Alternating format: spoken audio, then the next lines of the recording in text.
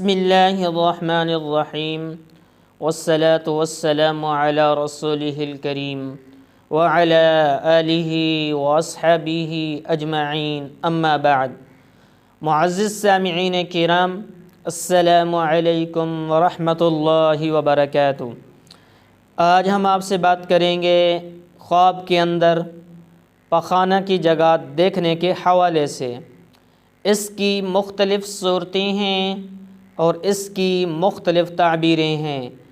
اگر آپ ان تمام صورتوں کی تعبیریں جاننا چاہتے ہیں تو آپ اس ویڈیو کو آخر تک لازمی دیکھیں۔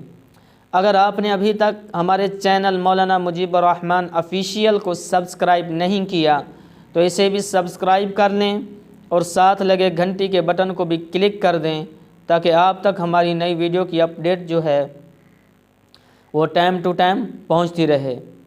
تو ناظرین، چلتے ہیں ہم آج کے موضوع یعنی خواب کے اندر پخانہ کی جگہ دیکھنے کے حوالے سے۔ حضرت علامہ ابن سیرین رحمۃ اللہ علیہ نے فرمایا ہے کہ خواب کے اندر مقعد دیکھنا، پخانہ کی جگہ دیکھنا صاحب خواب کا شغل اور کسب پر دلیل ہے۔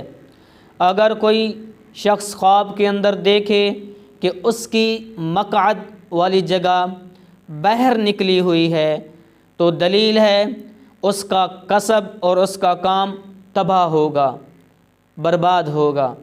اور اگر خواب کے اندر دیکھے کہ اس کی مقعد کا سوراخ بند ہو گیا ہے اور پخانے والی جگہ کا جو سوراخ ہے وہ بند ہو گیا ہے تو دلیل ہے کہ اس کا کام اور کسب اس پر بند ہو جائے گا، اس کا کام ختم ہو جائے گا، کاروبار ختم ہو جائے گا۔